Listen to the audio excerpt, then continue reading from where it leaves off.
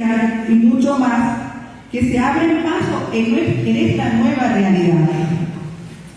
Hoy la UNED abre las puertas junto a sus autoridades al decanato de posgrado, docentes y estudiantes, a un congresillo.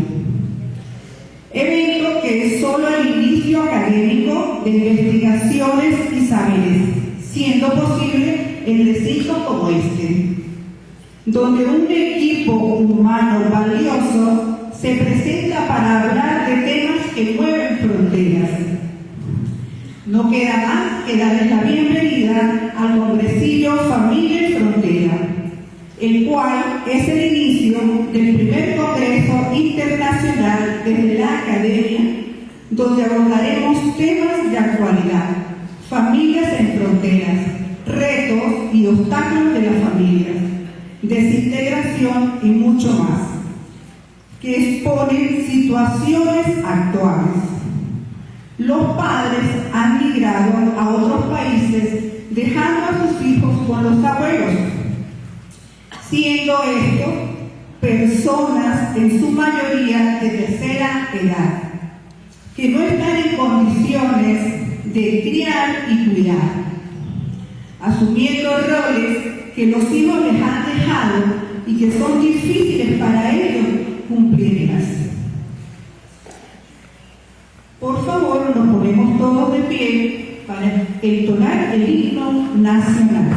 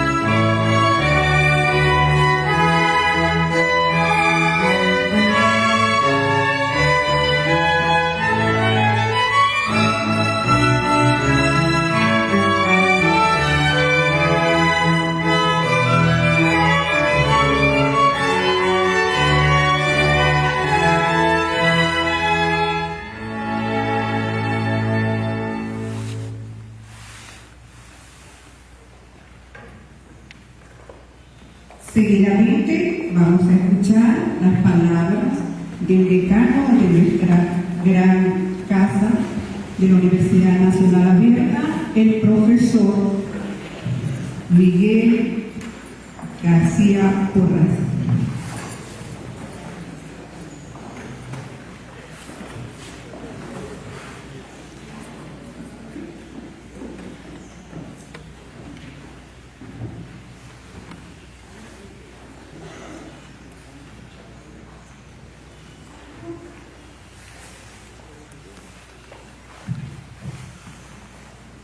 Muy buenos días a todos.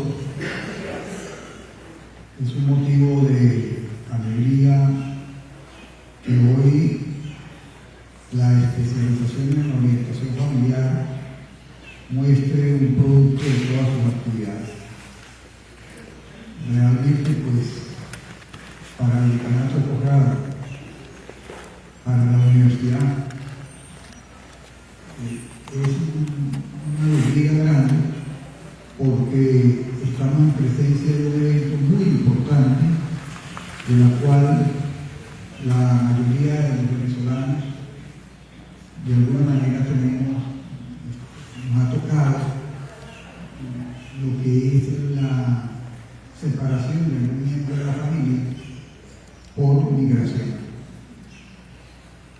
La migración venezolana se ha convertido en un problema tanto para los países que reciben nuestros compatriotas como para nosotros mismos los que quedamos acá. En el caso específico, consideramos que hay alrededor de 7 millones de venezolanos esparcidos por distintas partes del mundo. Eso ya muestra no una estadística real, sino un problema demasiado grande. Problema que comenzó por allá aproximadamente en el año 2015, cuando fueron muchos los venezolanos que empezaron a buscar mejores derroteros en otras latitudes, en otros países. Realmente, pues, quizás los países que han recibido mayor cantidad de migrantes venezolanos son los países vecinos. Estamos hablando de Colombia, de Perú, de Brasil, de Ecuador, mismo Chile, Argentina, porque son los más cercanos acá y de alguna manera, por diferentes vías, los venezolanos han podido llegar a esos destinos. La cuestión es que eso ha tenido un impacto en esos países donde han llegado. Y ese impacto tiene que ver desde el punto de vista económico, desde el punto de vista social, dado de que en esos países, pues, de alguna manera se ve afectado sus servicios públicos, todo su ambiente normal, pero que lleva a una trascendencia más compleja y más difícil de observar, que va a ser discutida en este evento, que tiene que ver con la xenofobia. Y la xenofobia, pues, afecta a nuestros hermanos que están en otras partes, pero afecta también fuertemente a los que estamos acá. Pensar en que en un país donde hay un familiar nuestro y está siendo bombardeado por la xenofobia, pues no afecta, porque nosotros estamos acá y casi muy poco podemos hacer. En ese sentido, nuestros coterráneos han creado redes sociales en esos países en la búsqueda de ayuda, en la búsqueda de tener algún mecanismo de desahogo a sus problemas. Esas redes sociales pues están allí, esparcidas por todo lo que es la autopista de la información. Y así pues uno observa, quizás con bastante preocupación, que organismos internacionales, que son los que tienen que velar un poco más por esto, pues poco hacen también, al menos desde la óptica en que yo lo veo. Hay mucha discusión en torno a este problema sobre justicia social. Uno lee a diario los distintos noticieros digitales esta problemática. Y de verdad, pues, es impactante. Es un fenómeno complejo que que sigue evolucionando y que sigue dando que hacer tanto a las autoridades de los países donde nuestros hermanos venezolanos llegan, como a las autoridades nuestras acá en el país, porque ellos tienen que ver mucho con este problema de migración. Por lo tanto, solo me queda agradecer profundamente la confianza que se ha tenido en el decanato de posgrado, en todo el equipo que me acompaña para la realización de este evento. De verdad, el apoyo ha sido incondicional.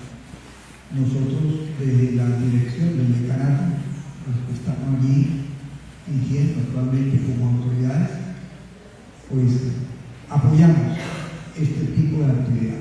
La apoyamos con toda la fuerza y con todos los recursos que podamos tener para que se haga realidad y que de acá emerja algún documento, algo que pueda dar luces en la búsqueda de un camino hacia la solución de este problema. Así que doy por iniciado, inaugurado este evento en nombre de las autoridades de la universidad, que lamentablemente no está presente acá, pero que, bueno, quizás a la magnitud del evento no ha llegado mucho, pero este es un evento muy, muy importante y trascendental. Así que éxito a todos los conferencistas, al comité organizador, al decanato de posgrado, al gran equipo, a la gran familia del decanato de posgrado que me acompaña, porque realmente todos han puesto un granito de arena para que esto salga bien. Agradezco la presencia de todos ustedes acá y espero que sea de mucho crecimiento académico y profesional los temas que se van a debatir y se van a discutir en este evento. Entonces, buen día y mucho éxito para todos.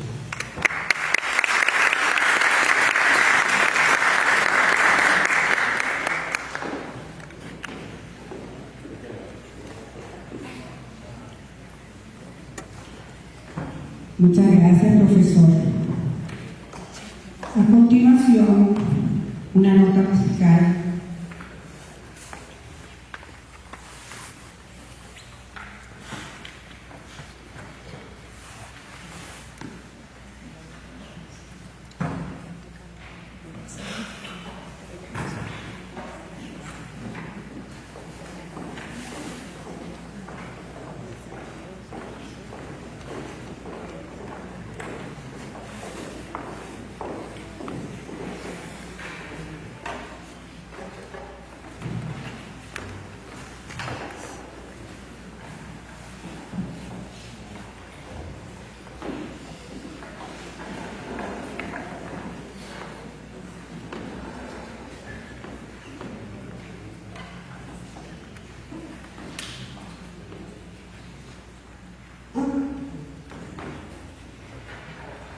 Le voy a presentar al profesor Carlos Portilla. Muy buenos días. En la mañana de hoy, la orquesta de la universidad justamente interpretará dos movimientos de una obra conocida como La Pequeña Serenata Nocturna de Mozart. Vamos a interpretar primero el tercer movimiento, que se trata de un minueto, una especie de danza barroca, y luego interpretaremos el primer movimiento, que es un allegro. La orquesta de la universidad ahorita se encuentra con un proyecto de extensión. Esperamos que prontamente sea asumida como una agrupación estable de la universidad.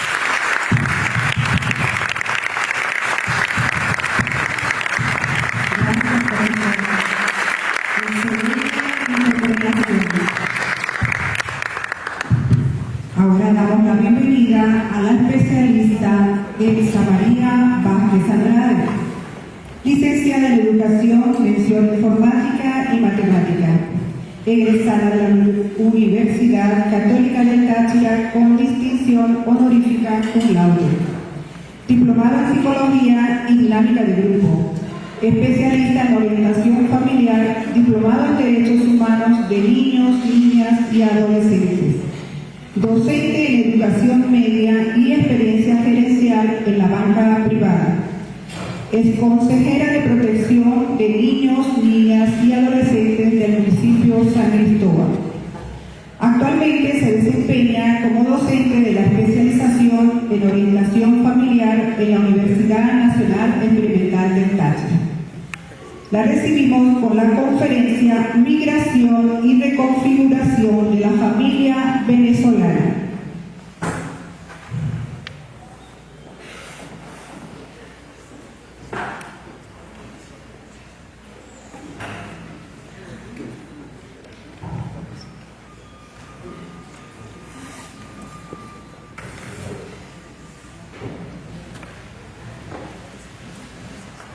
Muy buenos días, tengan todos ustedes.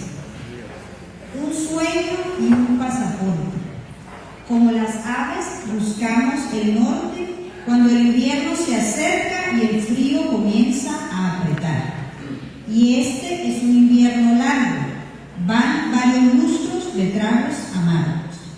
Así nos dice la letra de una de las canciones del cantautor uruguayo Jorge Drexler, comparando a aquellas personas que salen de su patria con las aves que viajan hacia el norte cuando el invierno arrecia.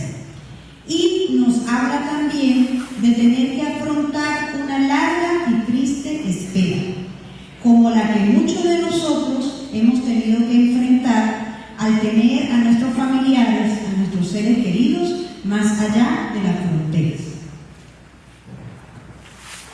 Y es que más de 7.7 millones de personas han salido de Venezuela buscando una mejor vida para ellos, para ellas y para sus familias.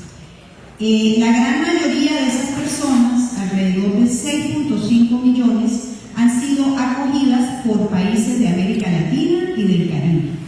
Estas son las cifras que conocemos gracias a ACNUR, que es la Agencia de las Naciones Unidas para los Refugiados. ¿Pero qué es la migración? La Organización Internacional para las Migraciones la define como el movimiento de personas fuera de su lugar de residencia habitual, bien sea a través de una frontera internacional o dentro de un país. De esta manera hablamos entonces que existe una migración internacional cuando las personas salen a otro país o se desplazan a otro país, y hay migración interna cuando las personas se mueven dentro de su propio país. La migración realmente no es un fenómeno nuevo, es tan antigua como la humanidad misma.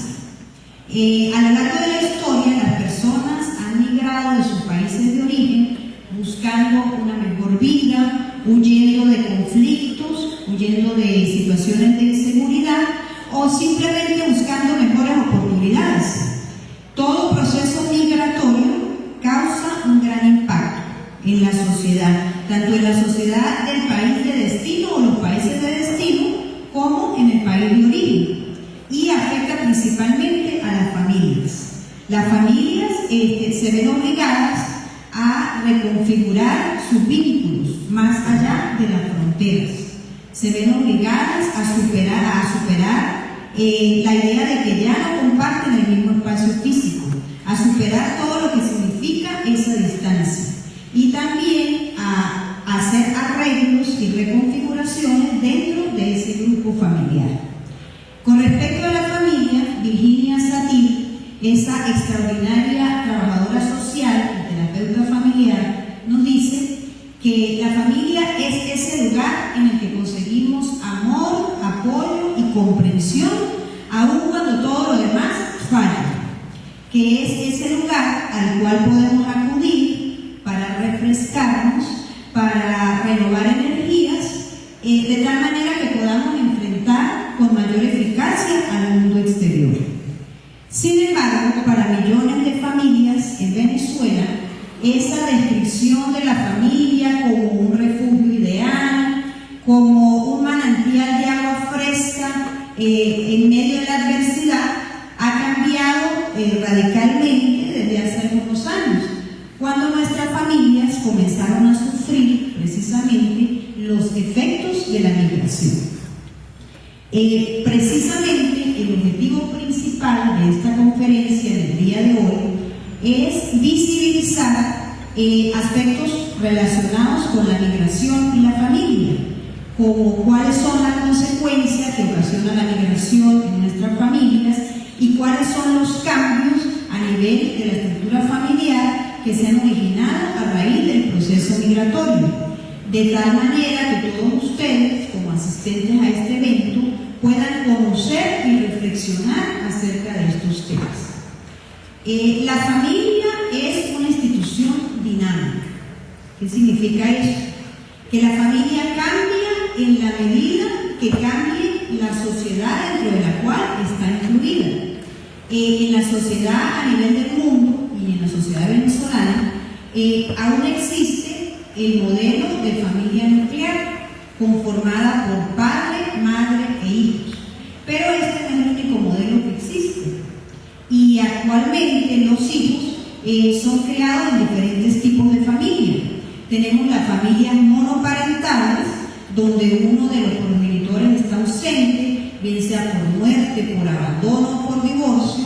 Tenemos las familias mixtas o reconstituidas, tenemos la familia extendida, donde hay componentes de la familia paterna y de la familia materna. Incluso hay niños que son creados por familias institucionales, entre otras.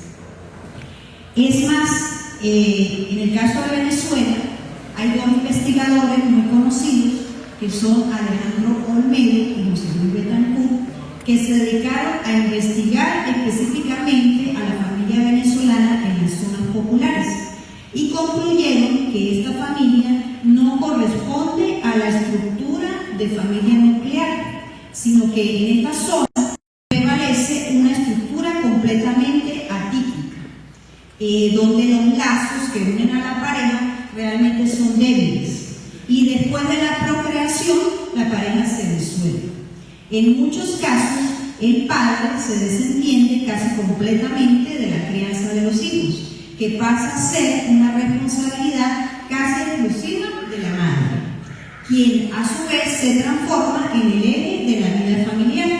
De acuerdo a esto, la familia venezolana, principalmente en las zonas populares, es una familia de tipo matricentral, es decir, centrada en la figura de la madre.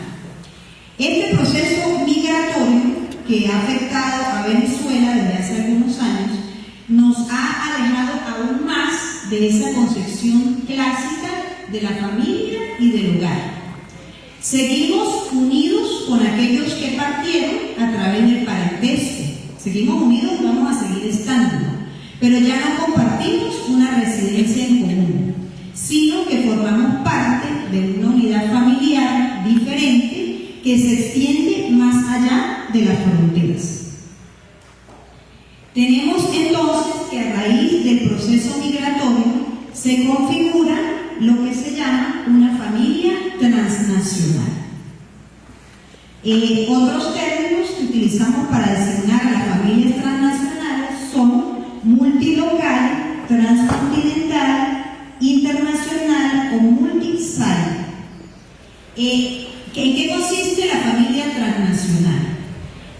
aquella en la cual sus miembros viven separados entre sí todo el tiempo o la mayor parte del tiempo, pero a pesar de eso son capaces de preservar sus vínculos más allá de las fronteras, son capaces de sentirse parte de una unidad familiar y de percibir el bienestar a pesar de la distancia física.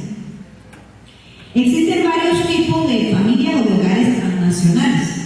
En algunos casos ha migrado un solo progenitor, bien sea el padre o la madre. En otros casos han migrado ambos progenitores.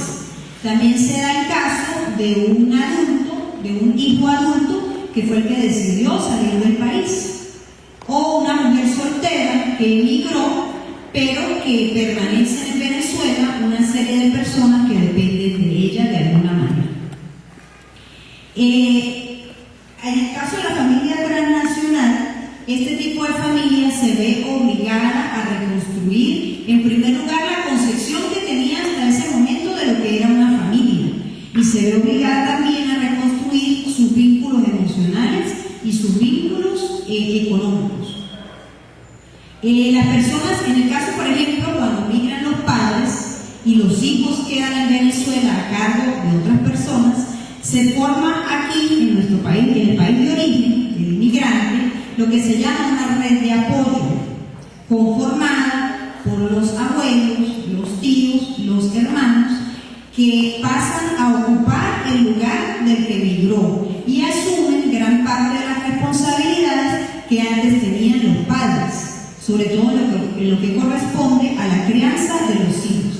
Hay entonces una distribución y una reasignación de roles que es precisamente uno de los retos a los cuales se enfrentan las familias transnacionales. Y otro de los retos, que a veces es un poco más difícil de superar, es entender que la distancia física no necesariamente es distancia emocional. Como decíamos anteriormente, se ven obligados a reconstruir sus vínculos. Las familias transnacionales se comunican con bastante frecuencia, principalmente a través de la aplicación de mensajería WhatsApp. Esos son los resultados de informes recientes realizados entre la Universidad Católica Andrés Bello y ACNUR. ¿Sí? La vía principal que tenemos para comunicarnos con nuestros familiares que están afuera es el WhatsApp principalmente. Una de las consecuencias positivas de la migración es el envío de las remesas. En muchas familias, al momento de decidir que uno de sus miembros iba a migrar, hubo una especie de acuerdo, ¿sí? Una especie de acuerdo familiar. De tal manera que el dinero que esa persona pudiese enviar luego iba a ayudar a solventar las necesidades de los que se quedan. Y la mayoría de las personas que están fuera del país asumen el envío de esas remesas, de ese dinero, realmente como un compromiso. Como un compromiso y como una forma de garantizar su presencia emocional, aun cuando la presencia física no sea posible. Si bien es cierto que hay familias que han podido superar con éxito lo que significa pasar a ser ahora una familia transnacional, en otros casos han tenido que afrontar las consecuencias negativas que este proceso también trae, ¿sí? Que serían esas consecuencias negativas, podríamos llamarlas el costo emocional que tienen que pagar por ese proceso o a raíz de ese proceso migratorio. La distancia física afecta las relaciones de pareja, afecta las relaciones entre padres e hijos, afecta emocionalmente a los hijos que quedan aquí en Venezuela y afecta emocionalmente también a los abuelos que quedan a cargo de sus nietos. En el caso de la pareja, aun cuando la tecnología ayuda a aliviar temporalmente los efectos de esa distancia física entre la pareja, puede ocasionar crisis que pueden llevar incluso a la separación. Las principales consecuencias que tiene que afrontar la pareja, tanto el miembro que emigró como el miembro que permanece en Venezuela son las que observamos en la lámina. Pueden sentir que se ha perdido el apoyo emocional, el soporte emocional por parte del otro miembro de la pareja. También es muy frecuente sentir incertidumbre, ansiedad y tristeza, principalmente porque siempre existe el temor a la infidelidad. Ese es un temor que siempre está latente. Y los rumores que nunca faltan, y precisamente el hecho de que no están cohabitando, no están bajo el mismo techo, puede llevar también a la ruptura de la pareja. También la migración afecta emocionalmente a los padres y a los hijos. En el caso de las madres que emigran, pueden sentir en primer lugar un profundo dolor. Y ese dolor crece cuando, por ejemplo, la madre que emigró en el país de origen se dedica a cuidar hijos ajenos. Y ese dolor se deriva principalmente de tener que delegar el cuidado de sus propios hijos en miembros de su familia extendida. También las madres que emigran pueden tener culpa y la sensación de no ser buenas madres. Adicionalmente, cuando en algunos casos la sociedad las juzga y las cataloga precisamente de malas madres, cosa que sabemos que no es cierto, pero ocurre. También pueden sufrir secuelas mentales como la ansiedad y la depresión. Y esa ansiedad muchas veces se basa en el hecho que las madres, para tratar de que los hijos puedan sobrellevar el proceso, prometen que en algún momento va a haber un reencuentro familiar, cosa que es muy incierta y que no sabemos si realmente va a ocurrir. Eso es una de las principales fuentes de ansiedad para las madres que están afuera. Y también pueden padecer las secuencias físicas de refugiarse, del agotamiento, al refugiarse excesivamente en la actividad laboral que realizan en el país donde están, el país de destino. Mencionamos en este caso a las madres porque la mayoría de investigaciones se han centrado en investigar qué es lo que sucede con las madres que migran y no así con el caso de los padres que están en la misma situación. La mayoría de investigaciones se refieren a las consecuencias de la madre que migra. En el caso de los hijos que se quedan, también tienen que pagar ese costo emocional y afrontar consecuencias. Es muy frecuente ese sentimiento de pérdida, la tristeza, la soledad y el sentimiento de haber sido abandonados, aunque no haya sido así, pero ese sentimiento está latente. Pueden presentar con mucha frecuencia problemas académicos, el rendimiento académico desciende y problemas de comportamiento. Pueden presentar rebeldía, indisciplina, puede haber riesgo de embarazos no deseados, de consumo de droga o de alcohol, precisamente a raíz de ese proceso. También son frecuentes los problemas de salud mental, como la ansiedad, la depresión y el estrés. Adicionalmente, algo que es preocupante es el riesgo del suicidio. En el caso de hermanos mayores que quedan bajo el cuidado, que quedan cuidando a sus hermanos menores, que se encargan no solamente del cuidado, sino de las labores domésticas, incluso de administrar el dinero, estos son retos para los cuales ellos no están preparados, sobre todo cuando se trata de adolescentes. Y no son los retos típicos de la edad de la adolescencia, ni son retos típicos de esa etapa de su ciclo vital individual. Son cosas a las que se ven expuestas precisamente por lo volátil de este proceso. Estos niños, niñas y adolescentes que quedan en Venezuela a cargo de familiares, a veces quedan solos, a veces quedan a cargo de un vecino, de un amigo, porque también se dan los casos, son los niños, niñas y adolescentes que UNICEF llama separados y no acompañados. Separados cuando están a cargo de su papá, con papá y mamá, pero están a cargo de algún familiar. Y no acompañados cuando quedaron en Venezuela, pero no están acompañados de ningún miembro, de ningún adulto de su grupo familiar. Hay otro término que es el de la niñez dejada atrás. Este término se empezó a escuchar en Venezuela a partir del año 2018, cuando una organización no gubernamental, SECODAC, que es una organización que se encarga de defender los derechos de los niños, niñas y adolescentes, empezó a alertar acerca de un grupo grande de niños, niñas y adolescentes que habían quedado en el país en estas condiciones. En noviembre del 2019, esta organización SECODAC publicó un informe con cifras, donde indica que aproximadamente 900.000, estamos hablando del año 2019, significa que esa cifra probablemente ha crecido. Estamos hablando que en 2019 habían cerca de 900.000 niños, niñas y adolescentes dejados atrás, como ellos los denominan, considerando que 1 de cada 5 migrantes ha dejado a un niño en el país. Este grupo, o sea, se trata de un grupo grande, no es un grupo pequeño y hay que tomarlo en cuenta. Y es un grupo para el cual la ayuda psicológica es sumamente importante para ayudarlos a superar este proceso.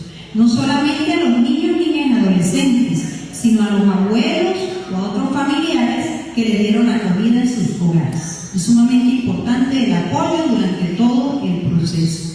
Si algún niño, niña o adolescente presenta alguna de estas señales, no es casual. Hay que brindarle ayuda. La familia tiene que buscar ayuda porque no es casual, sino es producto de este proceso migratorio. Y considerando las consecuencias para su salud, para su salud física y mental y para su vida, se trata entonces de un grupo altamente vulnerable. Durante los primeros meses de la pandemia, el movimiento Fe y Alegría organizó un programa para darle atención especial a los niños, niñas y adolescentes de sus escuelas cuyos familiares habían migrado. ¿Qué fue lo que ellos hicieron? Con el apoyo de UNICEF, incorporando psicólogos a sus equipos de trabajo, empezaron a preparar a sus docentes para poder atender el vuelo migratorio de sus estudiantes. Una ayuda de verdad importantísima. Iniciativas como esta deberían, ojalá y fuesen replicadas e implementadas en muchas otras instituciones educativas, en todos los niveles y modalidades del sistema educativo. Vamos a observar ahora un video que forma parte de la campaña Lejos de Casa, que fue organizada precisamente por esta organización SECODAC, donde recopilaron historias reales de niños, niñas y adolescentes y sus familiares y muestran las circunstancias por las cuales han tenido que atravesar estas familias transnacionales.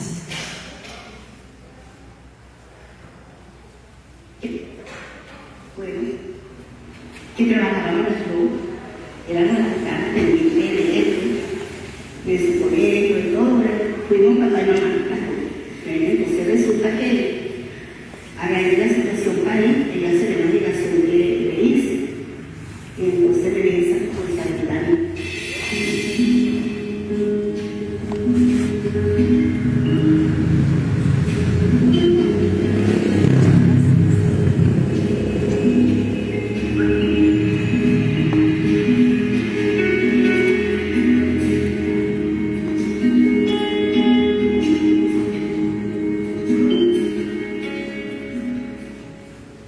El dolor para mí de que no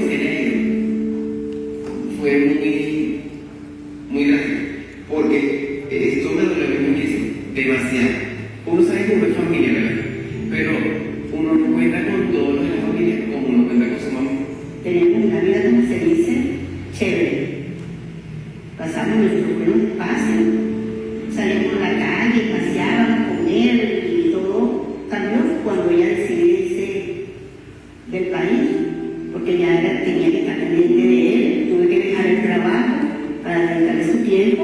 En la casa, siempre comía, desayuno, almuerzo y cena, y nunca nos juntamos sin comer, gracias pero llega un momento donde lo que estábamos comiendo o era mínimo o no era lo que siempre queríamos. Entonces hacen la obligación de ver al hijo que también tiene ropa que ponerse, los zapatos completamente deteriorados, y eso puede ser una calucha de 16 años, parece para un liceo sin desayunarse, y a veces que nos acostamos ya pensando qué vamos a hacer para el siguiente día. Es incómodo una persona que tampoco cuente con los recursos. Y yo no me quería decir a mi mamá nada cuando yo sabía que tal vez no podía. Dice, no, mamá, yo no quiero que te falte nada. Yo quiero que cuando vayas a comer mío, vayas a comer tú, tengas todo.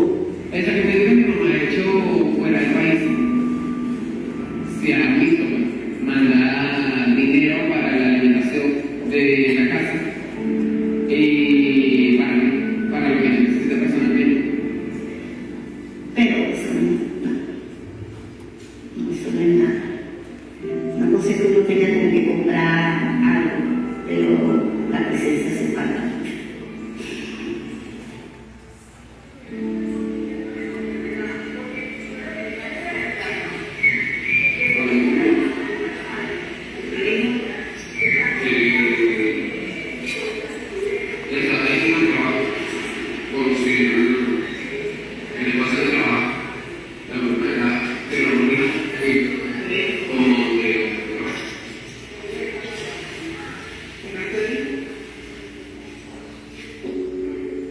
Bueno, fue un poquito fuerte, bastante fuerte, porque el hermano decía cualquier cosa y enseguida le respondía, ya la misma no fue igual. La situación con mi abuela no ha ido tan bien, digamos, no ha ido muy bien. A mí me gusta salir y no me gusta quedarme encerrado en la casa. Cumplo con la banda, pero no todo puede ser banda ni liceo. El apenas está abriendo los ojos al mundo. Entonces para mí es bastante fuerte. Es fuerte porque cómo me compañero con él y él conmigo, porque yo veo las cosas desde mi punto de vista, mira, él ve las cosas desde mi punto de vista a la de él. Entonces, mira, es bastante fuerte. Sí tenemos discusiones, pero son muy mínimas, muy mínimas. Le ha costado, y le ha costado muchísimo. Digo que muchísimo porque mi abuela me empieza a prohibir cosas que no me prohibían. Sí, pero ¿cómo hago? ¿Cómo me desahogo? ¿Cómo le hago entender que él sepa de que yo no quiero que me pase nada? Se molesta que tengo que estar llamándome porque tengo que llamarme. Se dice que se ahorita a las 7 y ya la hora aquí. Bueno, está bien, abuela. Viste, sé que me gusta, abuela, quiero pelear, quiero estar peleando contigo, Franklin. Yo quiero que tú me entiendas a mí. A veces que me dice, me voy a salir de la rama. Mire, siento como que me da, porque no quisiera. Yo solamente cuando termina y empieza a poco a bailar y aplaudirlo, oye, esto para mí es grande. Me siento muy decepcionada.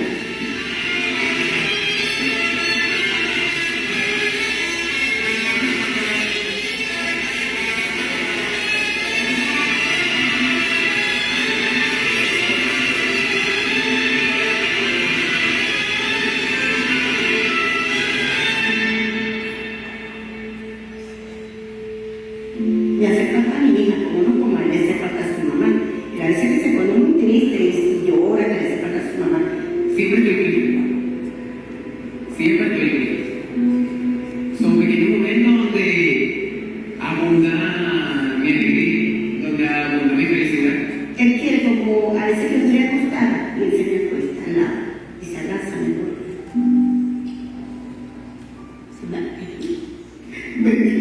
No me igual. Me dice, abuela, me hace falta mi verdad.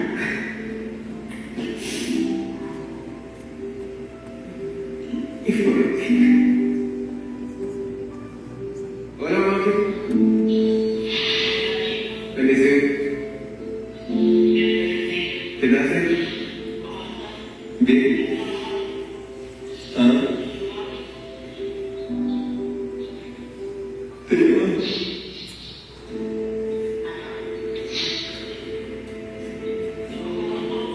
¿Todo bien?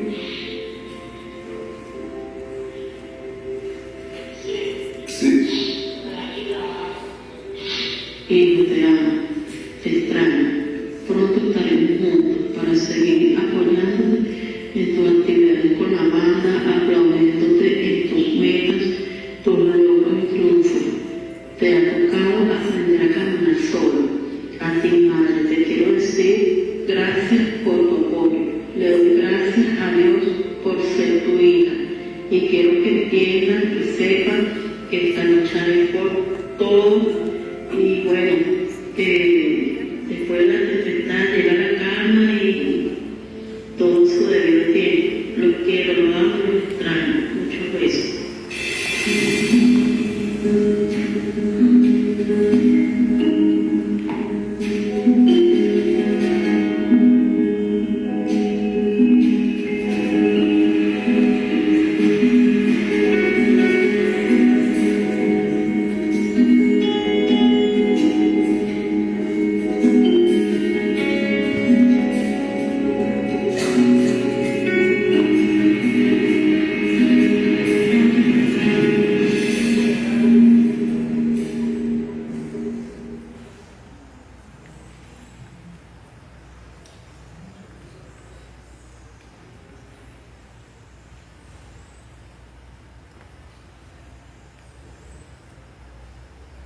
Bueno, en este video pudimos observar los efectos, la vivencia de ese proceso en una familia venezolana, lo que vive Franklin y lo que vive su abuela, quien es quien está a cargo de él.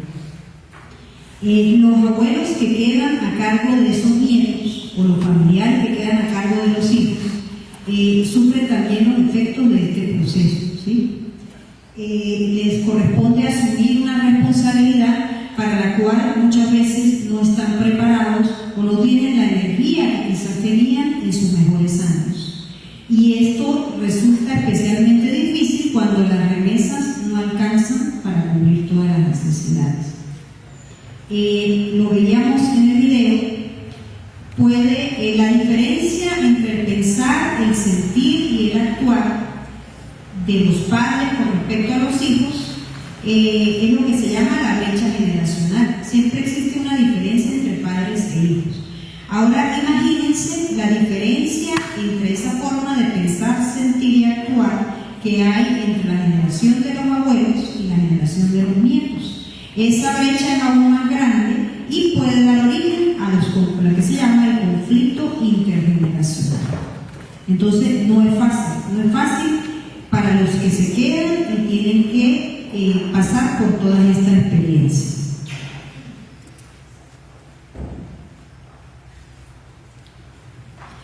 En Venezuela, la crisis económica, aunado a que gran parte de los familiares directos, los familiares cercanos de muchos adultos mayores, pues tuvieron que partir, ha hecho que los adultos mayores sean otro de los grupos altamente vulnerables, viviendo en un contexto social que ya de por sí es complicado y es inestable. Hay muchas personas solas completamente o personas cuidando a sus nietos, pero con grandes carencias económicas, con recursos económicos limitados. Recordemos que la pensión no alcanza, ¿sí? Los ahorros tampoco alcanzan para cubrir todas las necesidades de un adulto mayor. La migración nos ha convertido entonces en un país de abuelos huérfanos, que también de cierta forma fueron dejados atrás. Estos adultos mayores pues son monitoreados en la distancia por sus familiares, pero requieren el apoyo de una persona, el apoyo constante. Estudios recientes del año 2023 concluyeron que el 75% de los adultos mayores en Venezuela necesitan de otra persona para poder sobrevivir. Es común entonces que se sientan vulnerables, que tengan también ese sentimiento de abandono, una nostalgia por lo que partieron, pero al mismo tiempo la incertidumbre por el futuro. Para poder ser atendidos de una manera integral, sobre todo en la parte de su salud, los adultos mayores deberían ser atendidos por un gerontólogo, que es un profesional adecuado en esos casos. Pero no siempre contamos con estos profesionales en el sistema de salud pública. Sin embargo, hay fundaciones asociaciones civiles y organizaciones no gubernamentales que han tomado iniciativas para apoyar a los adultos mayores en estos aspectos. Existen, por ejemplo, un programa que se llama Los Hijos Sustitutos o Los Hijos Suplentes, que es una iniciativa para acompañar a los adultos mayores a hacer sus compras, a sus citas médicas, entre otras cosas, y que pues en ese sentido brinda un apoyo muy importante. También hay centros privados, todos estamos hablando que son iniciativas privadas. También hay centros privados que se encargan del tiempo de ocio y de la recreación de los adultos mayores, de tal manera que puedan tener lo que se llama, o de activar o de promover, lo que se llama una vejez activa. Iniciativas como esta, como la de los hijos sustitutos, también es un ejemplo que podría ser replicado e implementado no solamente en Caracas y en las principales ciudades, sino en todo el país.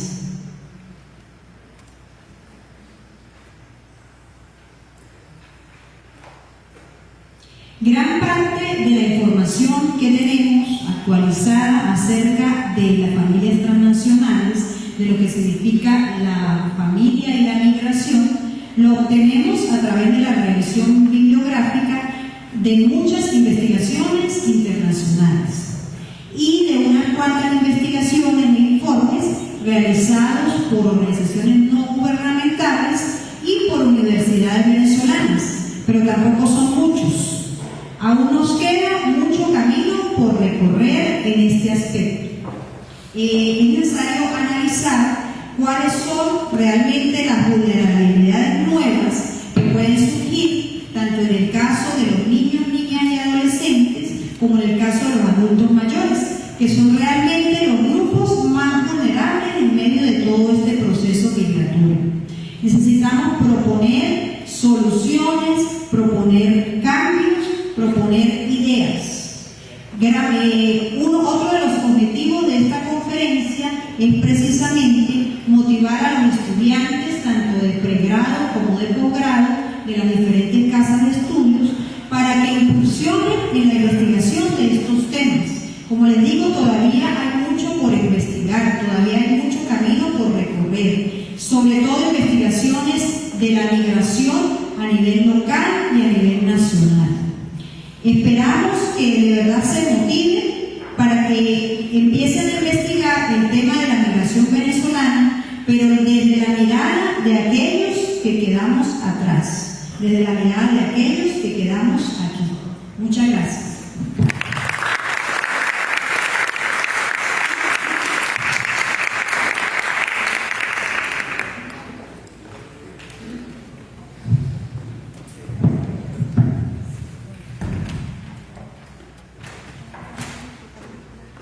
Gracias, profesora Elsa. Ahora vamos a la sesión de preguntas.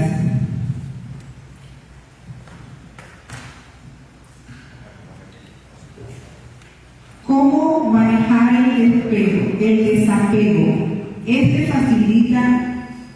facilitar, es acto en la separación familiar por la migración o debido a ello.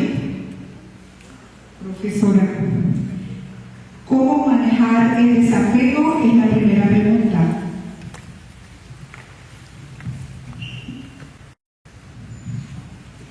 Bueno, no es fácil.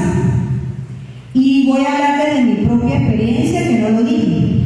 Mi única hija migró hace casi 4 años y no ha sido fácil. Era mi compañera de salida, de aventuras y de muchas cosas más. El solo hablarlo ya me da tristeza. Y no ha sido fácil. Afortunadamente, pues yo estoy en este mundo y he podido manejar algunas herramientas. Pero si ya ese duelo se extiende más allá, tenemos que buscar ayuda psicológica, ayuda especializada. No podemos dejar pasar esto porque estamos en riesgo. Estamos en riesgo los adultos mayores, estamos en riesgo un grupo grande de personas, niños, niñas, adolescentes y también los adultos mayores. Entonces tenemos que buscar ayuda. La ayuda psicológica es importantísima y es fundamental a lo largo de todo este proceso de los que quedamos Otra pregunta. ¿Qué hacer para que las familias transnacionales se conviertan en familias nucleares? ¿Verdad? ¿Qué hacer para que las familias transnacionales se conviertan en familias nucleares? La familia nuclear es la conformada por padre, madre e hijos. Ya en este caso no somos una familia nuclear, nos hemos transformado y somos una familia transnacional, con miembros aquí en Venezuela y miembros en otro país o en otros países. Pero los de aquí y los de allá conformamos esa nueva estructura familiar, la familia transnacional. Antes hablábamos, cuando mencionábamos que era una familia mixta o reconstituida, en nuestra clase de orientación familiar decíamos los míos, los tuyos y los nuestros. Ahora somos los de aquí y los de allá. Seguimos siendo familia, pero ya yo no puedo llamar a mi hija cuando yo quiera. Tengo que llamarla en sus 2 días libres. Y no me puedo molestar si no me contesta, porque ya nos hemos adaptado. Nuestra forma de comunicación han cambiado completamente. Y hay un proceso de adaptación, pero yo sigo amando a mi hija con toda mi alma y ella también. Y seguimos siendo familia, pero seguimos siendo una familia transnacional. Y no es fácil, pero se puede. Profesora, en las separaciones, madres e hijos, ¿podría desarrollar una independencia en el hijo? ¿Sería un desarrollo positivo o negativo? Yo pienso que un desarrollo positivo. Positivo porque ya ella no, en el caso mío, hablo por mí, mi hija ha desarrollado una cantidad de habilidades y yo creo que eso ha sido lo positivo de haber migrado. De una independencia que ha sido positiva para su desarrollo personal. Y yo he tenido que reconfigurar también mi vida y dedicarme a otras cosas. No, como decía allí, no voy a refugiarme excesivamente en el trabajo porque eso tampoco es positivo, pero sí empezar a reconfigurar mi vida independientemente de la vida de ella que está en el extranjero. Profesora, ¿qué organizaciones podrían brindar asistencia psicológica a las familias de los migrantes que quedan en el país? Nosotros siempre lo discutimos en el grupo de orientación familiar. Acuda en primer lugar, agote las posibilidades con el sistema de salud pública en su comunidad. También hay fundaciones o centros de salud semiprivados que cuentan con profesionales, psicólogos o incluso psiquiatras en caso de necesitarlo, para que nos brinden esa ayuda psicológica que en algún momento necesitamos.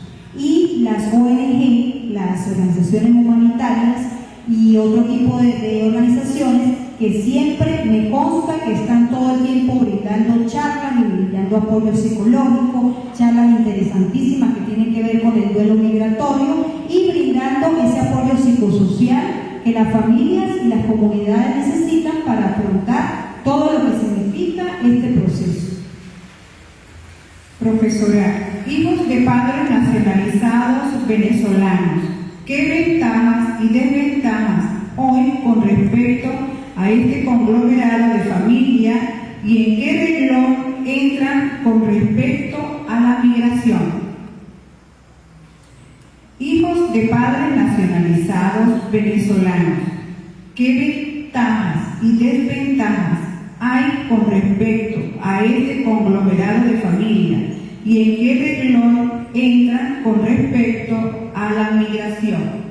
Me gustaría que aclararan si esos hijos están aquí o migraron con sus padres, porque no entiendo mucho la pregunta. Otra profesora, ¿cuál es la intervención orientadora a seguir para que los abuelos y cuidadores de los niños no confundan la autoridad de sus abuelos con la de sus padres? Se presenta ese riesgo, ¿no? Que a veces, sobre todo los adolescentes, no reconocen como figura de autoridad ni a los padres que están ausentes, ni a los abuelos o a los familiares que quedaron a cargo. Nosotros como orientadores de familia podemos brindarles esa ayuda, pero básicamente nosotros en orientación familiar hablamos que hay 4 fuentes de los conflictos familiares, que son la orientación, la autoestima, la comunicación, el enlace de familia con la sociedad y los límites. Nosotros como orientadores podemos apoyar a esas familias en ese sentido. Muchas gracias, profesora. Terminó la sección de preguntas. Ahora vamos a presentar a nuestra segunda conferencista. Le damos la bienvenida a la psicóloga Ludmila Briceño, psicólogo clínico, magíster en psicología y con formación en neuropsicología, psicoterapia, psicoanalista en salud mental y apoyo social. Experiencia en equipos multidisciplinarios en organizaciones nacionales y en ONG globales, en atención integral a personas en situaciones de vulnerabilidad sobrevivientes de violencia sexual y de violencia urbana, así como en la supervisión de equipos especializados en salud mental y gestoría de casos en salud mental y apoyo psicosocial. Actualmente en OIM Venezuela, Organización Internacional de Migraciones Venezuela, y colíder del Grupo Técnico de Trabajo Nacional y Apoyo Psicológico. Con ustedes, la psicóloga Ludmila Briceño con su conferencia Duelo Migratorio.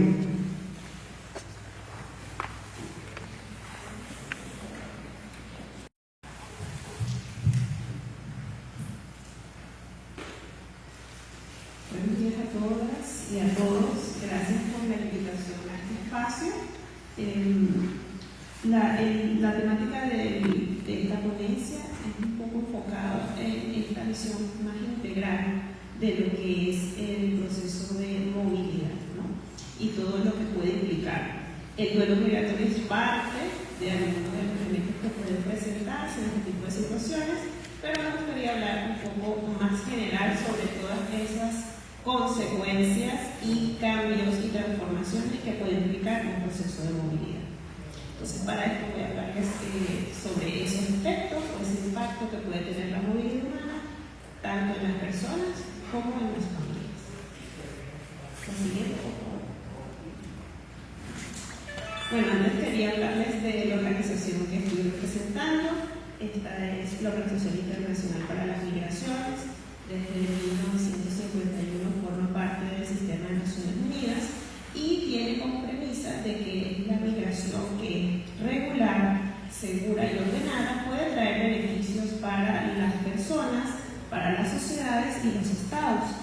Desde la Organización Internacional para las Migraciones se tiene también la premisa de la importancia de lo que es el abordaje de la salud mental y el apoyo psicosocial para las personas en estos procesos de movilidad. La siguiente. Hay algo importante que hay que explorar, que lo que implica la movilidad humana. Muchas veces, cuando hablamos de movilidad humana o de migración, nos viene a la mente son estas situaciones de vulnerabilidad, de dificultades en las cuales se enfrentan las personas ante estas situaciones. Eso es una realidad, eso puede llegar a ocurrir, pero no es la única realidad de los procesos de movilidad humana. Están los procesos regulares de movilidad, donde las personas pueden, a través de una serie de reglamentos, poder gestionar de una manera más segura y ordenada su traslado a otra zona, a otro sector. Pero también entender de que a pesar de que las situaciones pueden tener sus desafíos, sus dificultades, sus obstáculos, también es un proceso en donde sale a flote todas esas capacidades, esas fortalezas de las personas para poder afrontar esas realidades difíciles que pueden encontrarse. ¿Bien? Lo que sí es cierto es que dependiendo de cómo sea ese proceso, los riesgos pueden ser diferentes. ¿Bien? En algunos casos son mucho menores y en otros casos se exacerban mucho más. Y eso nos permite también entender de que la movilidad no es un proceso netamente riesgoso, puede ser un proceso planificado. Lo que pasa es que también hay un hecho y es que los procesos irregulares irregulares o la migración irregular es el que tiene como más documentación o tiene más espacio en los medios de comunicación, por ejemplo. Pero hay millones de personas que se desplazan por una beca de estudios, por algún trabajo que hayan logrado, y esto también es un número mucho mayor que las personas que están en procesos irregulares. Pero evidentemente el impacto negativo que puede traer estos procesos irregulares es el que se tiende a darle más espacio, ¿no?, en los medios. La siguiente, por favor. Ahora, ¿cómo entendemos lo que es el proceso de movilidad? No podemos verlo como una sola situación, sino más bien como un proceso. ¿Por qué un proceso? Porque tiene diferentes etapas. Tenemos una primera etapa que es antes de la partida. La persona empieza a pensar: ¿será que me desplazo? Empiezo a buscar documentos, puedo yo gestionar los permisos que tenga que lograr, o empiezo a hacer todo mi reajuste o mi planificación para lograr esa meta, ¿no?, que es ir a otro espacio. Tenemos lo que es ya el periodo de tránsito, donde aquí puede ocurrir lo siguiente: la persona puede necesitar llegar a un espacio determinado para llegar a ese nuevo asentamiento, y en ese espacio de tránsito puede llegar a considerar quedarse en ese lugar momentáneamente o permanentemente, ¿bien? Y por eso hablamos de que hay una larga estancia en ese espacio que no había estado en los planes en un primer momento. Puede ser que la persona se quede ahí o simplemente continúa al lugar de destino que ya tenía planificado. En ese momento empieza una serie de procesos de adaptación a ese nuevo espacio, a ese nuevo asentamiento. ¿Qué puede ocurrir también? Puede ocurrir de que la persona, por circunstancias varias, por ejemplo, no logró una buena adaptación, encontró un espacio donde no era bien recibida y es rechazada, o simplemente ya terminó su tiempo estimado para quedarse en ese lugar y retorna otra vez a su lugar de origen. Entonces puede llegar a ser hasta un proceso un tanto cíclico, como lo es una migración pendular, ¿no?, donde hay personas que, por ejemplo, se quedan en una zona trabajando y después que cumplen ese periodo de trabajo es que se desplazan otra vez a su lugar de origen. Y esas son situaciones que se pueden llegar a presentar, como aquellas personas que ya tienen el destino de querer asentarse en un nuevo lugar porque el lugar de origen no reúne las condiciones que consideran óptimas para su calidad de vida o las metas que quieran cumplir. Lo cierto es que evidentemente cada proceso tiene diferentes características y va a tener diferentes consecuencias. Por eso es complicado el estudio de los procesos de movilidad y por eso también la generalización se hace complicada, porque no son las mismas experiencias para una misma persona o un mismo grupo de personas. La siguiente, por favor. Ahora, vamos a hablar lo que es la salud mental en el proceso de movilidad. Si nos vamos al concepto de la Organización Mundial de la Salud, de lo que es la salud mental, encontramos de que la salud mental es un estado de bienestar, en el cual el individuo es consciente de sus propias capacidades. También puede afrontar las tensiones normales de la vida, es decir, yo sé cuáles son los recursos con los que cuento y con eso puedo yo afrontar lo que me toca en el día a día, me adapto. Y además implica que la persona pueda trabajar de forma productiva aportando a su comunidad. Entonces, el concepto de salud mental no es solo hay ausencia de enfermedad o hay ausencia de una condición de salud mental. Es todo lo que implica un estado de bienestar, conciencia de mis capacidades. Con esas capacidades yo puedo manejarme en mi día a día, afrontar lo que yo me voy a encontrar en mi día a día, ser productivo y además poder aportar a mi comunidad. Cuando trasladamos este concepto a las personas que están en movilidad, nos encontramos con que no son las tensiones normales a las cuales se enfrenta la persona. Bien, empezando porque está en un nuevo entorno o en un entorno de tránsito, pero es un entorno que no es conocido y que muchas veces implica el adaptarse a situaciones que son complicadas y completamente nuevas para la persona. Entonces eso implica un desafío para la persona que está en movilidad para poder mantener ese estado de bienestar. También encontramos de que puede haber unas limitaciones en el acceso a trabajo. Entonces la persona no puede ser tan productiva como quisiera, porque esas limitaciones pues hace que sea difícil, ¿no?, poder cumplir con ese mandato.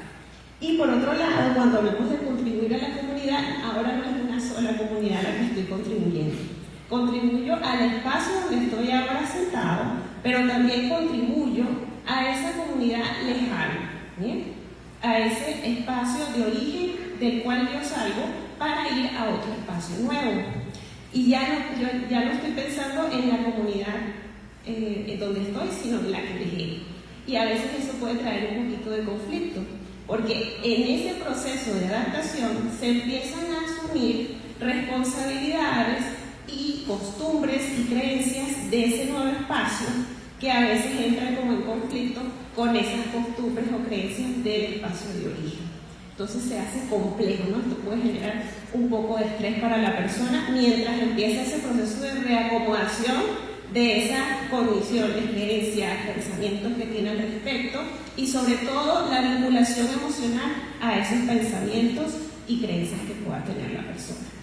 Evidentemente, esto va a traer como consecuencia una serie de reacciones, ¿bien? Y aunque estas reacciones evidentemente pueden traer estrés e inconformidad en la persona, no quiere decir que sean patológicas, más bien son esperadas.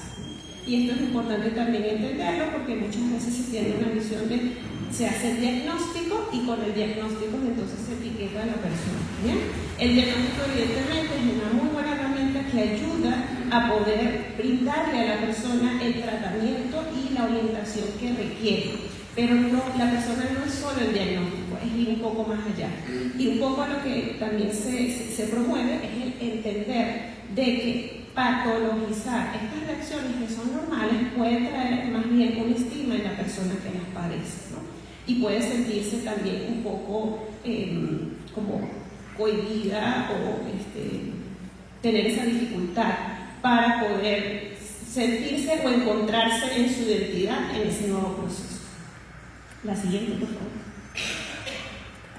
Entonces, les hablaba de la importancia de esa adaptación a ese nuevo entorno, a ese nuevo asentamiento. Evidentemente, esa adaptación implica asumir que hay unas nuevas costumbres, hay unas nuevas dinámicas sociales, hay una nueva manera de relacionarse y, evidentemente, hay una cultura que puede ser diferente a la cultura de la cual ya yo estoy acostumbrado o acostumbrada. Esto puede traer mucho estrés a la persona porque es tratar de, como de alguna manera, honrar esa cultura que tengo, pero a la vez yo necesito adaptarme al espacio donde estoy. Entonces tengo que de alguna manera asumir algunos elementos de esa cultura nueva. Esto puede traer lo que se llama estrés de aculturación, porque evidentemente entra en conflicto esto. En algunos momentos, cuando yo asumo parte de la cultura nueva, siento que estoy traicionando a esa cultura con la que crecí, por ejemplo. Y también pasa de que si yo no asumo esa cultura nueva, o al menos parte de ella, eso genera rechazo también en el entorno donde estoy. Entonces esto puede crear un poco de conflicto interno en la persona y es tratar de cómo equilibrar esas demandas en esos ambos espacios. ¿Bien? La siguiente. Entonces, ¿qué reacciones comunes podemos encontrar en una persona en movilidad? Pueden ser muy variadas, estas son algunas. Por ejemplo, ese sentimiento de inestabilidad, porque estoy en un nuevo espacio, me estoy adaptando, es diferente, no es el mismo sabor, no es el mismo olor, ¿bien? Y eso me genera también un sentimiento de pérdida, porque siento que lo que ya yo conocía no lo tengo o no tengo acceso. Muchas veces las personas dicen, sí, yo consigo, por ejemplo, un producto de allá, no sé, por ejemplo, la samba. Consigo la samba, pero no me sabe igual como me sabía acá. Porque aquí hay unos elementos también emocionales que están inmiscuidos en esas experiencias, ¿no? Que recordemos que también todo esto es subjetivo. Una cosa está la experiencia, si lo vemos objetivamente, simplemente comer esto, y está la experiencia subjetiva perspectiva, qué elementos propios yo coloco en esa situación. Y ahí cambian las cosas, ¿no? También nos podemos encontrar que a veces las personas pueden tener un sentimiento de inferioridad porque no se hallan en el nuevo lugar, a veces no son reconocidas en sus logros, en sus capacidades, y sienten que no pueden como equilibrarse o equipararse a lo que ven en ese nuevo entorno, en ese nuevo entorno. También la persona puede estar en una situación de muchísimo estrés, en ocasiones el enfado se relaciona con la frustración por las situaciones que está viviendo. Así como también hay algo interesante que sucede muchísimo con las personas en movilidad, que la mirada siempre está puesta en el pasado, en esa nostalgia, en lo que fue, en lo que pudo haber sido, y en el futuro, en lo que voy a lograr, en lo que quiero, pero pocas veces en el presente. Y esto hace que muchas veces se sientan mucho más como perdidos en ese proceso, ¿bien? No se asientan en ese momento, en ese lugar, en esa experiencia, sino todo es en el qué fue, qué es lo que va a suceder y qué fue lo que pasó. La siguiente, por favor. Bueno, importante que a pesar de todos estos elementos que implica todas esas reacciones, sale a flote también lo que son esas capacidades de resiliencia. Aunque evidentemente hay un impacto, hay unas consecuencias que son difíciles de manejar, todos tenemos esa capacidad para adaptarnos y afrontar las situaciones. En algunos momentos necesitamos un poquito de apoyo de otras personas, en otros momentos apoyo especializado, o a veces simplemente seguir en esa situación y irnos adaptando, cambiando nuestras estrategias variadas, estrategias sociales, estrategias emocionales, estrategias mentales, lo que sea necesario para poder adaptarnos al entorno. Y no solo adaptarnos, la resiliencia no solo habla de adaptación, también habla de fortalecimiento. Yo luego de esa situación, yo cambio como persona, me transformo como persona, adquiero nuevos recursos, nuevas herramientas, forma parte de ese proceso. Todos tenemos la capacidad, las capacidades de resiliencia las tenemos, en algunas ocasiones pueden ser complicadas que emerjan o usarlas, pero están ahí presentes. Y siempre las actividades, desde el enfoque de salud mental y apoyo psicosocial, buscan rescatar esas capacidades de resiliencia. ¿Bien? Puedo yo sentirme de una forma impactada negativamente por la situación, pero tengo también la capacidad de renacer ante esa situación. Y eso es un poco lo que se ve. Esto era a nivel de personas. Importante tocar un poco el tema de familia. Bien, la profesora lo había hablado anteriormente. Vemos cómo hay toda una reestructuración de la familia a raíz de esos procesos de movilidad. Estamos hablando de que la familia evidentemente es un sistema, ¿bien? Y ese sistema tiene una serie de dinámicas. Cada familia tiene su particularidad. Tampoco podemos generalizar a todas con las mismas dinámicas, pero sí hay ciertas estructuras. Por lo menos hay algunas figuras de autoridad. Hay otros miembros de la familia que tienden a ser más colaborativos, otros que tienden a ser un poquito más directivos, pero entre todo ese engranaje logra configurarse para que de alguna manera la familia pueda ir equilibrando esas presiones externas que se reciben, producto de la cultura, de la sociedad, del contexto, y esas presiones internas que también pueden ocurrir, ¿no?, entre sus miembros. Lo cierto es que este sistema está enmarcado en otros sistemas mucho mayores, como lo que es, hablamos del modelo de Bronfenbrenner, que habla sobre cómo cada uno de estos sistemas se configura e interactúan entre sí. Evidentemente, la familia es uno de los primeros sistemas en el cual el ser humano está inmerso y puede llegar a filtrar o mediar el contexto. Sabiendo un poco de esto, ¿cómo entonces está configurada la familia en los temas de movilidad?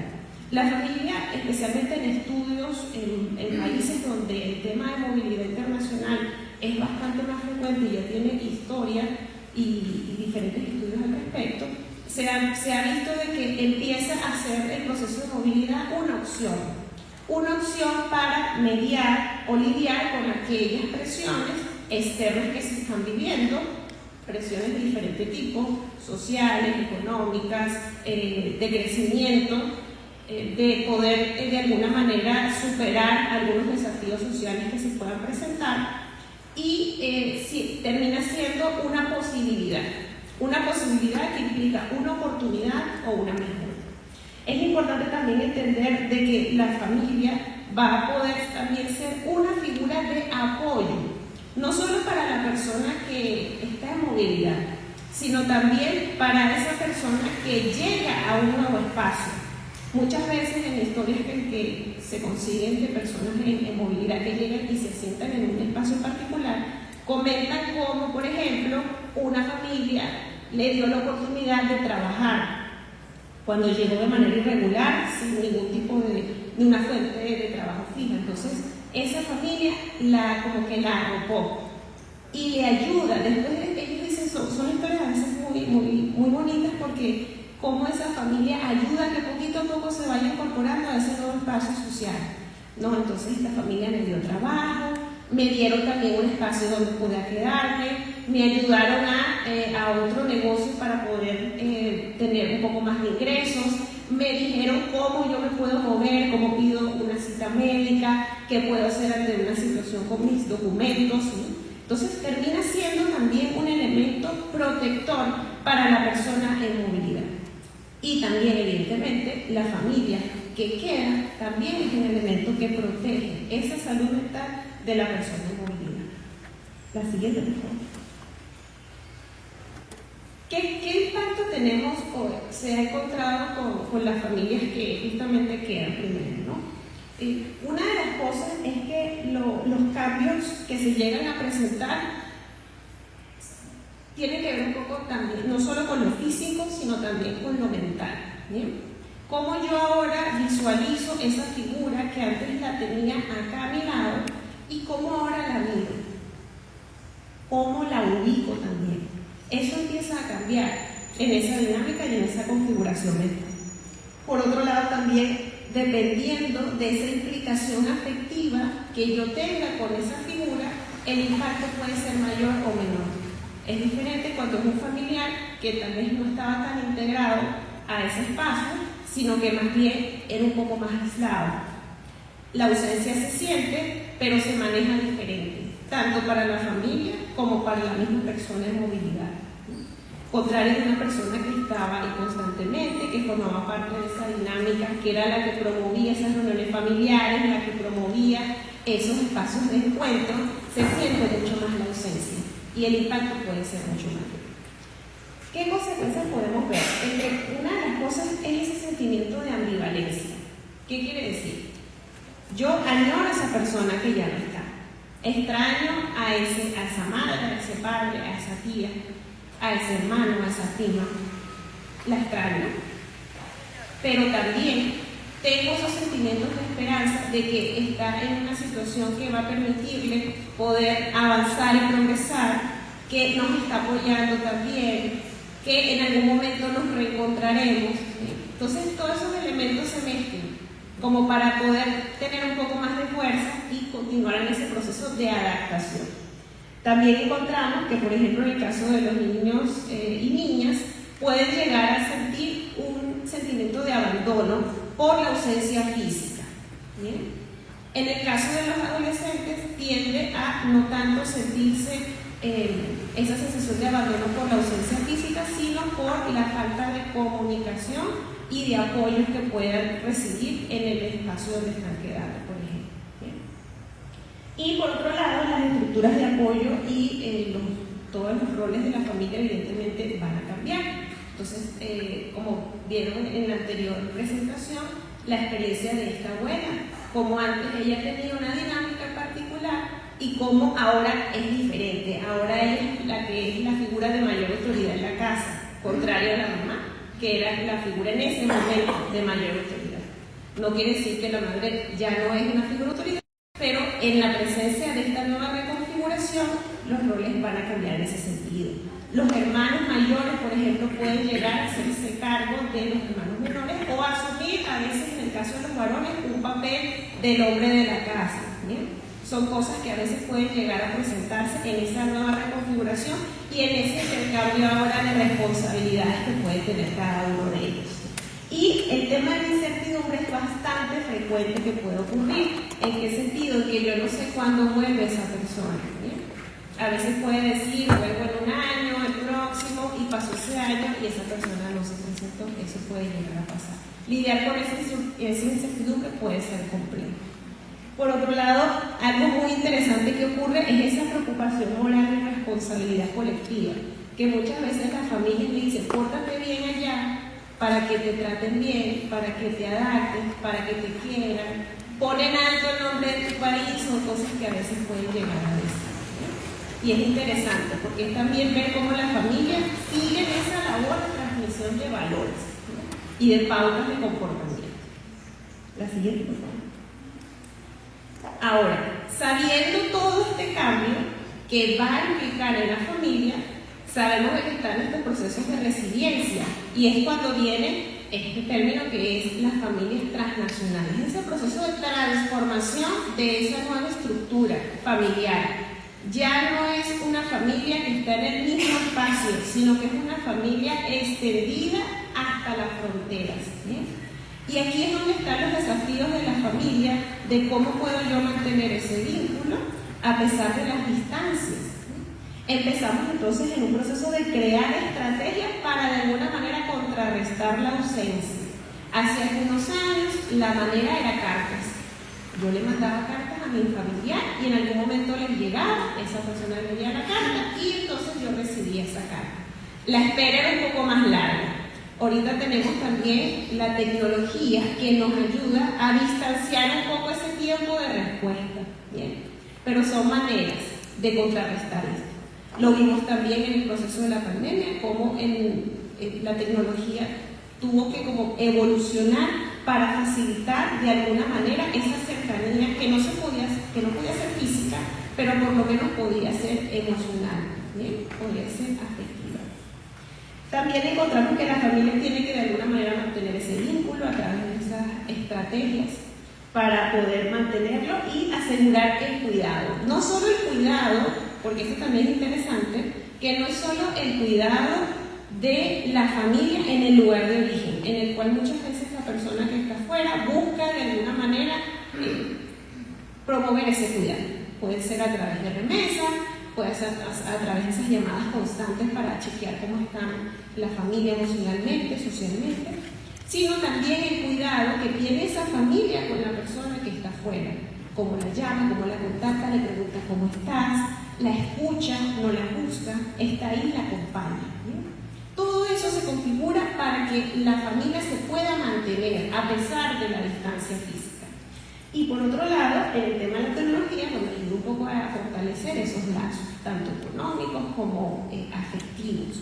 Y crea también unos rituales de conexión. Entonces, por ejemplo, todos los jueves a las 8 de la mañana llamo entonces a mi familiar, porque esa es la hora antes de que entre a su trabajo, o es la hora justo donde salió, o es la hora donde tiene un receso.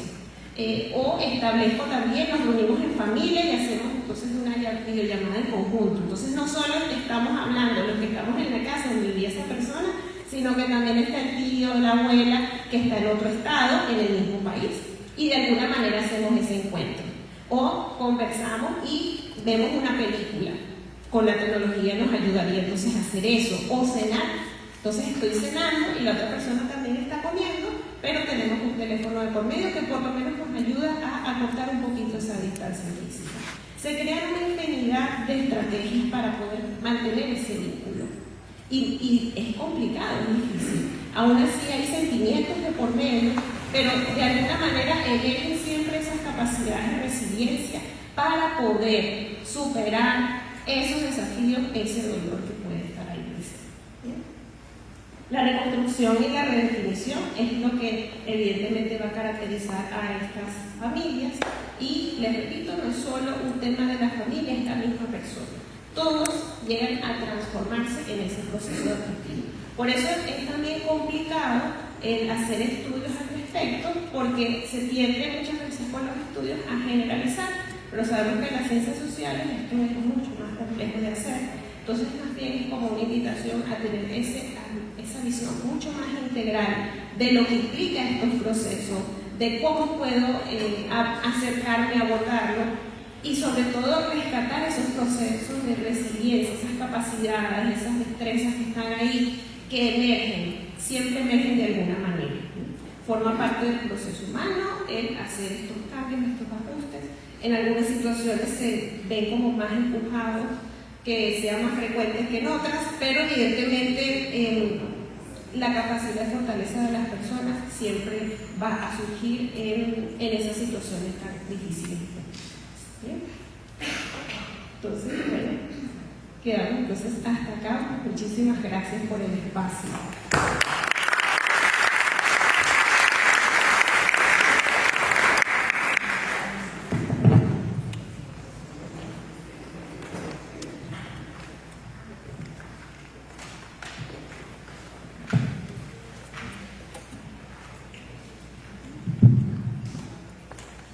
Muchas gracias a la licenciada Ludmila.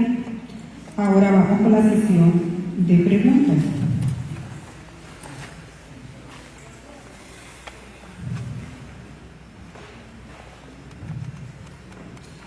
¿Qué servicios de apoyo o acompañamiento ofrece la Organización Internacional de Migraciones en nuestro estado en apoyo a los migrantes y sus familiares? Acá en el estado Táchira tenemos la oficina, mi colega Jesús Medina forma parte de la oficina que yo estuve trabajando acá en el estado. Están ofreciendo atención a personas retornadas, por ejemplo, en prestar algún tipo de asistencia primaria, pero sobre todo poderles dar ese apoyo en ese primer momento de retorno. Eso es una de las cosas que estamos realizando, y a nivel nacional hay diferentes proyectos en los cuales estamos trabajando en comunidades para brindar también apoyos tanto de atención primaria de salud como en salud mental y apoyo psicosocial. Licenciada, ¿de qué manera puede prepararse una familia para enfrentar el impacto emocional de la migración? Cada familia puede tener diferentes estrategias, ¿no? Una de las cosas principales es poder hacer esa planificación, tratar de alguna manera idear ese plan que nos permita a ellos mantener esa comunicación. Igualmente, estos planes van a variar, o estas estrategias van a variar según las experiencias que se vayan encontrando la persona. A veces hay personas que se asustan mucho en ese proceso y creen que puede ser un poco más traumático de realidad lo que fue, y en otras ocasiones minimizan los riesgos y las situaciones de las experiencias tienden a ser diferentes. La preparación ya es más individual, cada familia tiene su estrategia, pero lo importante siempre es procurar de que sea un proceso regular y que sea ordenado para minimizar siempre los riesgos. Licenciada, he podido observar que las iglesias colaboran con la migración, en este caso. ¿Cómo colaboran las iglesias con este organismo OIM? ¿Qué ayuda da y qué organismos en el país colaboran con esto? He podido observar que las iglesias colaboran con la migración. En este caso, ¿cómo colaboran las iglesias con este organismo OIM que ayuda, da y qué organismos en el país colaboran con esto?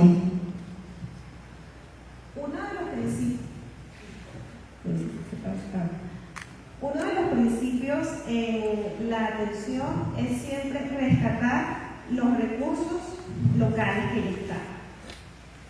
Y de esto lo hablo porque las diferentes organizaciones, ONGs que hay en el país, y también estrategias o apoyos que han dado instituciones como la Iglesia en sus diferentes oficinas, son algunas maneras en cómo nos podemos aproximar a fortalecer ese apoyo local.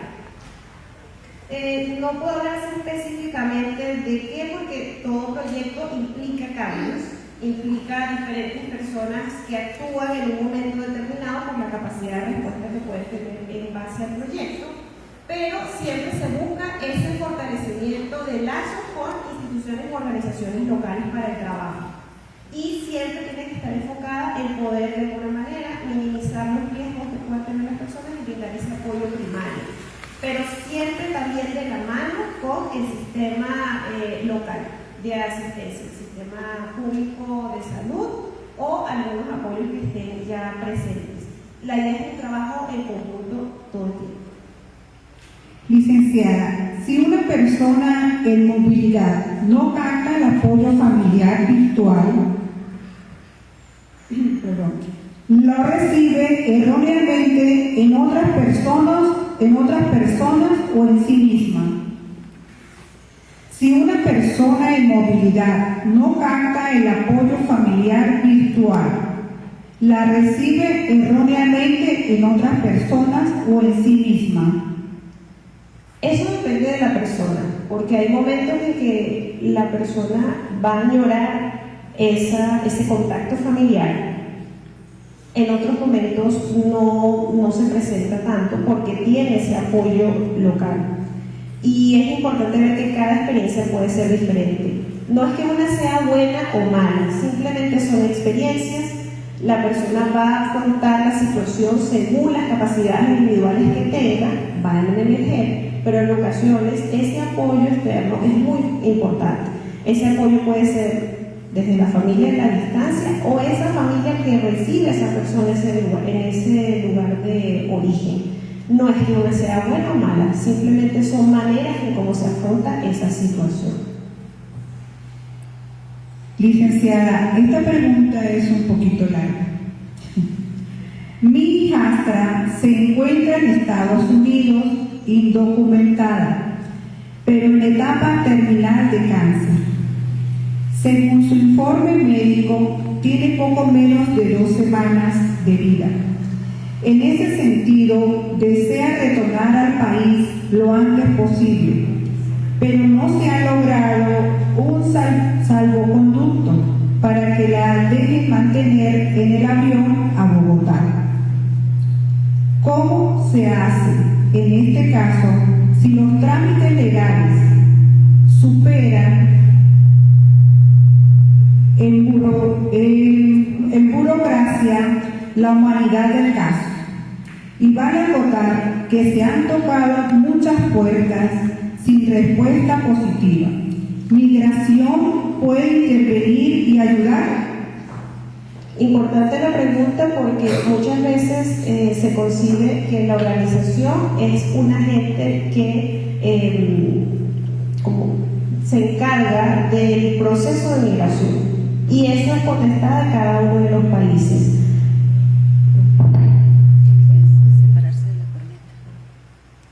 Eso es potestad de cada uno de los países. No es facultad de la organización el sacar documentos, gestionar este tipo de trámites legales. Eso ya corresponde a cada uno de los países, ya sea de origen o de destino. Lo que sí la organización puede hacer es la orientación en cuanto a la información, a dónde acudir, cómo puede ayudarse en la gestión de algún retorno seguro, dependiendo de los proyectos o programas que estén funcionando en ese momento. Lo más recomendable en esta lamentable situación es poder acercarse a las autoridades para poder gestionar ese retorno o preguntar en la oficina de la organización de OIM si tienen algún programa de retorno que pueda facilitar el proceso. Pero, reitero, nosotros no podemos sustituir lo que es los mandatos de cada país en cuanto a documentación, que esto generalmente lo llevan las oficinas, por ejemplo, del país, en el caso de Cancillería. No sustituimos a los estados, trabajamos en conjunto, podemos hacer abogacía, promover información útil para que la persona pueda acudir a estos espacios, pero no sustituimos a las figuras de locales. Licenciada, ¿qué recursos psicológicos sugiere para atender al cerebro a raíz del proceso obligatorio? Es decir, ¿cómo contribuir consigo mismo para no desmejorar la vida neuronal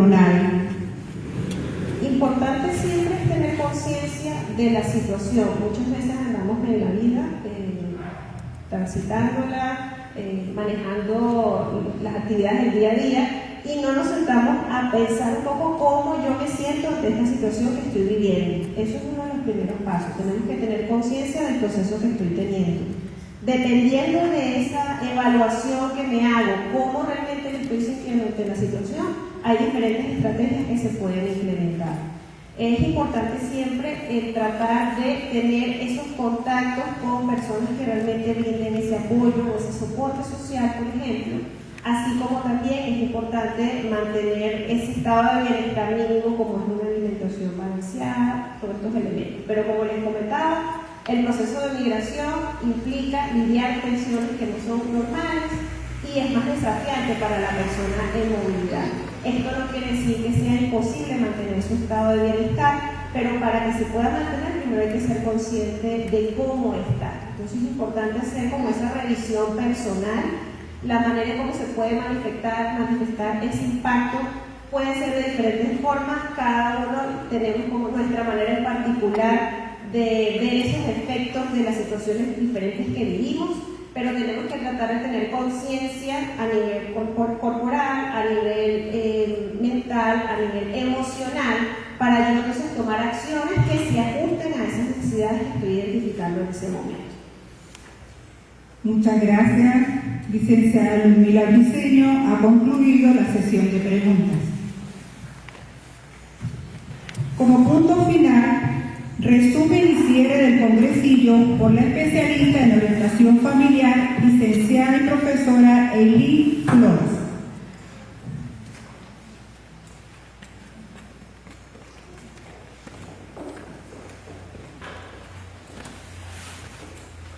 Estimados participantes, al culminar este congresillo, primero que nada quiero agradecer por el esfuerzo y la participación activa, por el compromiso en un tema tan importante como este.